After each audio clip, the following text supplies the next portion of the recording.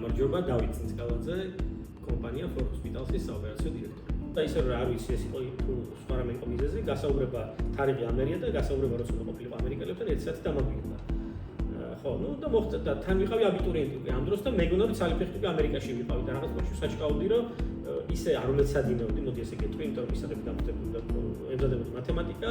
ქართული თუ სწორად მახსოვს და რაღაც ინგლისური ვახსენები რა. და მაინც უკვე მეგონა რომ ნახევარფეხი ვიყავი ამერიკაში, დიდად თავს არ ვაკლავდი და ბრახ მოვიდა მეორე მიერაც უარი. და ეს უარი მოვიდა არ ვახსოვს ის მაისში თუ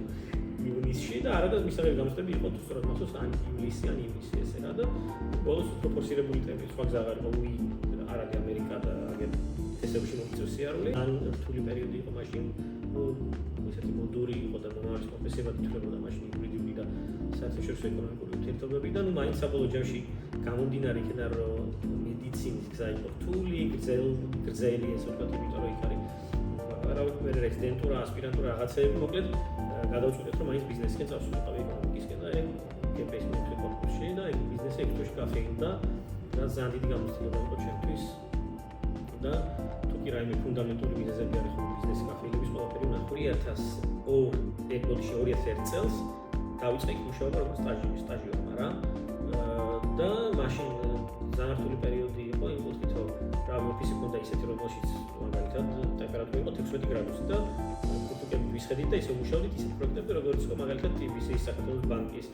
თბილისის ბანკის სხვა პროექტები მაგალითად საოპერაციო სინერგიის მერე ცოტა ხანი გამოვშავდი ქუთაისში დავუკვირდი ერთის კეთ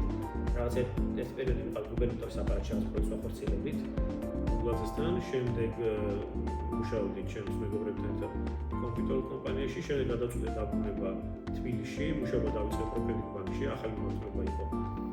2005 წელს მოზიდებისა და მოსახლეობის მენეჯერების მიმართულება სპორტის მენეჯერი და პრაქტიკულად ვიყავი ამ განყოფილების ჰედი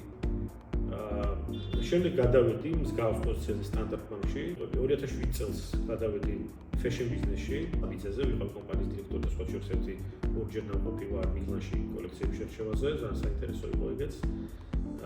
შემდეგ გადავედი ავტომოტივში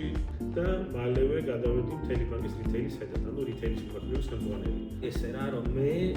ყოველთვის მიყვარს ცვლილებები, სიახლეები, გამოწვევები. ოღონდ ეს არ არის შევფრო მაგ ვარ განვითარებაზე, ხედვებზე და სიახლეებზე ორიენტირებული ტიპი და ალბათ ძალიან რისკიანი ვარ, ზედმეტად რისკიანი ვარ ალბათ, თუმცა ცხოვრება მასალა რაღაცებს უნდა მომუჭირო და ასევე ჩემი მეგობრები და ჩემი ოჯახი მატონობს რომ რაღაცაში არ კიდე ეს არ გააკეთო. სპეციალისტ საინტერესო და ბევრი საინტერესოა ცვირი. რაც შეეხება გამოწვევებს და არჩევანს, რავი, ყოველდღე ვიცით რაღაც არჩევანის კეთება ყველაფერში. მით უმეტეს რა სამსხურისწლეო ბევრთვის ძალიან დიდი სტრესია ხოლმე ჩემთვის უკვე ისეთია რა ვერ ვიტყვი რომ მარტივი მაგრამ რა ჩვეულებრივი ამბავი მოდი ესე გეტყვი რა და ეს რა თქმა უნდა დიდი არჩევანია მაგრამ ყოველთვის ვხვდები არ გამოვა არ არის პრობლემა რა მე ეს ხედავ რისკიანი ვარ არჩევანი არ სწორი იყო თუ არა ბევრი არასწორი არჩევანი გამიკეთებია ცხოვრებაში ის მეტი ვისწავლე პრაქტიკაში უნივერსიტეტის განათლება იყო just ბაზა ალბათ რა ვიურჩევ ბავშვებს იმას რომ თავისუფლები იყვნენ, კარგად გაანალიზონ, არც დაუცილებლად შეცდებიან დარწმუნებული ვარ, თუ არ შეცდებიან კარგია და თუ შეცდებიან, რაც უფრო მალე მიხვდებიან, რომ შეცდნენ, დროულად შეიცვალონ პროფესია. დროულად დიპლომის სხვა საკითხი პროფესიაში არ ვიცხო, მაინც უნივერსიტეტში სწავლობდნენ და სხვა უნივერსიტეტში გადავიდნენ. რა ვიცი, ისეთი საქმე ნახონ, რომელიც ყველაზე მაგრად უსწავლებათ, მაგალითად არ ვიცი, კულინარია, მაგალითად პროგრამირება, რაც ძალიან მოუწევს და თან მომავლის თეორია, მომავლის პროფესია მგონია რა. და სხვა რამის კეთება დაიწყო დროულად რა, ეს არის ჩემი რჩევა რა. თორე შეიძლება არჩევანის შეცდომა დაშვებული იქნეს და ამის მძევლები მიგახდებიან. ამის თქვა რომ მე არასოდეს არჩევანი გავაკეთებული ისე და просто მისაყვანი მქონდა დიპლომი ნეტო სახლში. ჩემი დიპლომი მაგასაც ვიტყვი. ვიცი სადაც არის. ესეთი ერთი კურსები ამოთხის. ტაშიც არ მითოს იმახინით რა. ერთი ორგანო დიდი კომპანიები სადაც მუშაობ იქ მოუთხოვეთ ხოლმე ჩემთან დიპლომი პოსტფაქტუმ სამსახურში ამალის დროს არასდროს არავისთან დიპლომი არ მიტანე და არ დამიგებია დიპლომი არასოდეს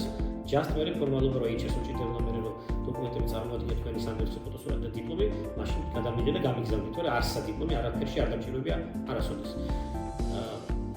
ხო ასე რომ დიპლომის გამო არ ისწავლეთ ცოდნის გამო და ნიშნის გამო არ ისწავლეთ ცოდნის გამო ნიშანი უბრალოდ მექანიზმია რომ ვიღაცებმა რაღაცებს შეაფასონ ერთმანეთს შეადარონ მეტი არაფერი თავარი თქვენ იცოდეთ რომ ცოდნა გაქვთ რომ მოცეს მე რაღაცაში სასარგებლო გამოიყენებთ და სხვისთვის